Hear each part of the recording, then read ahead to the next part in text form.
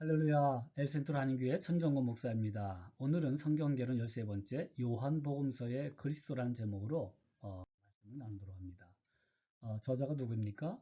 사도 요한입니다. 예, 그래서 요한이라는 이름이 이스라엘 가운데는 많이 있죠. 세례 요한도 있고요.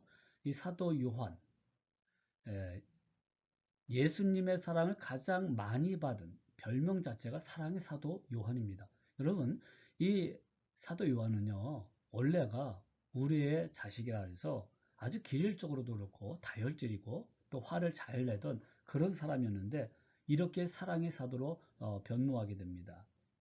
그래서 끝까지 예수님의 십자가 사건까지 남은 사람이 요한이에요. 자, 이런 기록 목적을 보시도록 합니다. 오직 이것을 기록한 너희로 예수께서, 자, 중요한 대목이죠. 예수께서 하나님의 아들 그리스도이심을. 그러니까 요한복음에서는 하나님의 아들 그리스도를 잘 설명하고 있습니다. 신성에 관해서 특별히 설명하고 있습니다.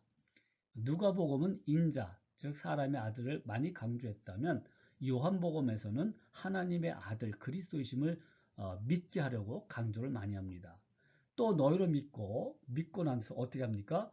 그 이름을 힘입어 예수 그리스도의 이름을 힘입어 무엇을 얻게? 생명을 얻게 하려 함이니라. 여러분, 우리의 삶 가운데 살아있지만 죽은 자의 삶을 사는 사람들이 있어요. 그러나 생명을 누리는 삶, 생명을 얻게 하는 삶, 생명을 얻어서 사는 삶의 모습을 가져야 된다는 것입니다. 십자가의 고난도 있지만 부활의 권능과 능력이 있기 때문에 우리는 생명의 삶을 살 수 있습니다. 자, 이 요한복음의 핵심 주제는 뭡니까? 예수님에 대한 믿음과 영생을 그렸습니다. 특별히 하나님의 아들로서의 메시아, 예수 그리스도 및 신성을 강조하였습니다. 이 사도 요한의 저작이 몇 권이 있죠? 요한일서, 요한이서, 요한 3사와 요한계시록도 그의 저작입니다. 두 번째, 그럼 공관복음과 요한복음의 좀 차이점이 무엇일까? 무엇이 다른가? 우리가 살펴보도록 합니다. 첫 번째로 누가복음은 기도를 강조하여 기도하는 예수님을 많이 그렸습니다. 기도하실 때 성령이 강림하시고 12제자를 택하시던 밤에 철야 기도를 하시고 세 제자를 데리고 변화산에 올라가 기도하셨습니다. 누가복음은 이렇게 예수님을 강조하셨죠. 두 번째로 마가복음은 종된 예수 그리스도이기 때문에 예수님의 역사를 강조하고 교훈이나 설교는 많이 기록하지 않았습니다. 그저 이렇게 행적을 특별히 강조했을 적에 섬김의 종 예수 그리스도를 강조하였죠. 마태복음은 주님께서 선지자로 말씀을 이루려 하시는 말을 많이 사용했습니다. 그래서 왕이신 예수 그리스도, 진정한 선지자, 완성, 선지자로서 예수 그리스도를 강조합니다. 이 반면에 네 번째로 요한복음은 어떻게 했습니까? 자, 요한복음은요, 읽으면 읽을수록 가장 큰 이 예수 그리스도에 대해서 은혜와 능력과 생명을 얻습니다. 그래서 여러분 그 요한복음 많이 좀 읽으시길 바랍니다. 공관복음과는 다르게 예수님의 신성을 강조하며 예수님과의 개인적인 만남이 많이 있습니다. 그래서 독수리 복음이라고 하는데 공관복음에 보이지 않는 높고 깊은 독수리 같은 영향으로 썼기 때문입니다. 요한복음에 나타난 예수님의 족보를 보면 삼위일체 족보입니다. 요한복음 1장 1절 2절 말씀, 태초에 말씀이 계시니라. 그 말씀을 예수 그리스도로 선제하시는 모습을 이야기하지만 삼위일체, 즉 엘로힘을 말씀하고 있습니다. 복수 개념입니다. 그래서 창세기 1장 1절에 태초에 하나님께서 천지를 창조하시느라 할 때 그 하나님께서 할 때 엘로힘 하나님들이라고 얘기합니다. 삼위일체 하나님께서 창조에 동참을 하신 것이죠. 동참을 하니까 참 말이 어감이 안 좋습니다. 하나님께서 창조주이시라는 거죠. 그래서 아브라함이 나기 전까지 전부터 계신 분이에요. 그리고 예수님의 선제성, 영원부터 계시고 영원 전부터 계시고 영원까지 계실 분. 선제성을 잘 가르쳐주고 있습니다. 그리고 요한복음에는 이 표적이란 단어를 참 많이 사용했어요. 예수님의 기적은 모두 영적 교훈을 목적으로 행하셨습니다.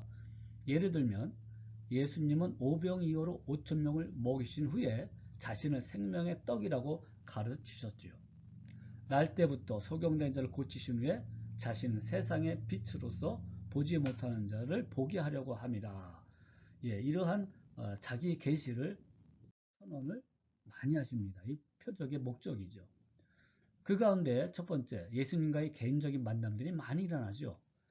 니고데모와의 만남, 중생이죠. born again, 거듭남을 설명하십니다. 니고데모의 만남을 통하여 율법의 대표인 니고데모에게 진정한 복음, 즉 예수 그리스도께서 너희들은 거듭나야 하나님 나라에 갈 수 있다라는 예수 그리스도의 십자가의 보혈의 은총, 그리하여 거듭남의 은총을 가르쳐주고 있어요.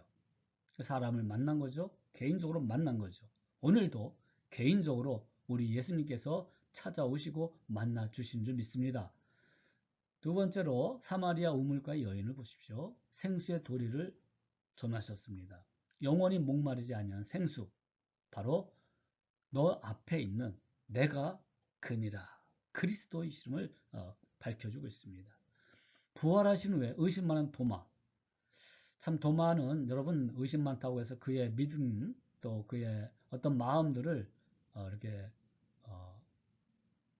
약하고 또 저해할 필요가 전혀 없습니다. 도마는 확실히 믿기 위해서 주님께 질문을 합니다. 부활하신 주님 맞습니까? 그래 자비로우신 하나님께서 만져봐라 손을 내밀고 그때의 상처를 많이 보고 만져보고 믿으라고 하셨습니다. 예수님께서 얼마나 우리를 사랑하시고 긍휼히 여기시는가. 예. 도마를 통해서요. 나중에 우리가 예수님이 과연 어떤 분이신가, 삼위일체 가운데에 어떤 분이신가 확실하게 알 수 있는 방법이 하나 있어요. 그것은 손에 자국이 난 못자국을 보면 알 수가 있을 것입니다. 이 도마의 질문이었어요. 자, 디베라 갈릴리 바닷가의 또 다른 이름이죠. 이 디베라 바닷가에서 베드로에게 나타난 내가 나를 사랑하느냐고 물으셨습니다. 요한복음 마지막 21장 거기서만 나오죠. 저는 그 대목을 가장 좋아합니다. 내가 나를 사랑하느냐. 치유가 일어납니다. 그리고 목회 사명을 다시 줍니다. 내가 나를 사랑하느냐. 예. 하나님, 우리 예수님께서는요, 특별히 이 긍휼과 자비를 베푸시고 새로운 존재로 거듭나게 하실 뿐만 아니라 사명을 맡겨주십니다. 우리가 잘나서 능력이 많아서 사명을 주시는 게 아니라 하나님의 절대적인 은총으로 은혜로 우리를 사랑하시기 때문에 사명을 주시는 것이지요. 요한복음 3장 25절 29절 말씀에도 신랑의 비유가 나옵니다. 포도나무와 가지의 비유가 15장에 나오고 주님의 피를 마시고 살을 먹는 일 요한복음 6장에서 나오고 생수 비유가 요한복음 7장 생수의 강이 넘쳐나리라. 예. 요한복음 7장에 나타나고 베다니 가족과의 이야기도 나타납니다. 그래서 그 나사로의 삼남매를 크게 위로하시지요. 자, 그렇다면 이 요한복음의 두 번째로 예수님의 7대 자기 선언이 있습니다. 에고 에이미, 즉 I am. 출애굽기 3절 14절에는 I am that I am, I am who I am이라고 적혀져 있죠. 이렇듯이 요한복음에는 자기가 누구신가에 대해서 선언을 하게 됩니다.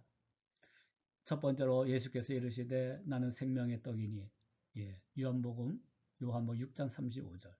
두 번째로 예수께서 또 말씀해 이르시되 나는 세상의 빛이니 8장 12절. 세 번째로 그러므로 예수께서 다시 이르시되 나는 양의 문이라 10장 7절 9절. 네 번째로 나는 선한 목자라 요한복음 10장 11절 14절 15절 나와 있는 말씀이고, 다섯 번째로 예수께서 이르시되 나는 부활이요 생명이니 11장 25절 26절. 여섯 번째로 예수께서 이르시되 내가 곧 길이요 진리요 생명이니 요한복음 14장 6절. 예. 일곱 번째로 나는 참 포도나무요 내 아버지는 농부라. 나는 참 포도나무요. 요한복음 15장 1절 5절. 이게 자기에 대해서 당신에 대해서 선언을 하십니다. 그리고 세 번째로 요한복음에서 나타나는 예수님의 7가지 표적도 있습니다. 첫 번째로 가나 혼인잔치, 물로 포도주를 만드십니다. 즉 무에서 유를 창조하시는 것, 구원의 유일하신 하나님, 우리를 죄인에서 의인으로 만드시는 분이 바로 예수 그리스도라는 것입니다. 2장 1절 11절. 갈릴리 가나에서 가버나움에 있는 왕의 신하의 아들을 치유하십니다. 4장 46절 54절. 세 번째로 예루살렘에서 38년 된 병자를 치유하십니다. 5장 1절 9절. 디베레 갈릴리 바다 건너편에서 오병이어로 5천 명을 먹이십니다. 6장 1절에서 13절. 다섯 번째로 바다 위를 걸어오십니다. 물 위를 걸으셨어요. 6장 16절 21절. 여섯 번째로 날 때부터 맹인된 사람을 고치십니다. 소경을 치유하시죠. 9장 1절에서 41절. 마지막 일곱 번째로 죽은 나사로를 살리십니다. 11장 1절에서 44절입니다. 자, 이러한 기적이 표적으로 피어나는 사도 요한의 이 저작 말씀 속에서는 무엇을 얘기합니까? 예수님의 7가지 표적과 7가지 자기 선언을 통해서 하나님의 아들이 이 땅에 오셔서 구원의 역사를 완성시켜 주심을 가르쳐주고 있습니다. 그리고 개인적으로 만나셔서 하나님의 영원한 은혜를 우리에게 주신다는 것입니다. 그리고 표적 이면에 정말 하나님의 목적이 뭡니까? 예수 그리스도께서 하나님의 아들이시고 구원자이시고 창조주이시면서 재림할 예수 그리스도, 바로 그 이면에 예수 그리스도를 보여주고 있는 대목들입니다. 따라서 요한복음의 이 말씀들을 묵상하고 읽고 연구하여서 예수님이 누구신가에 대한 확실한 자기 체험이 있기를 주님의 이름으로 축복합니다.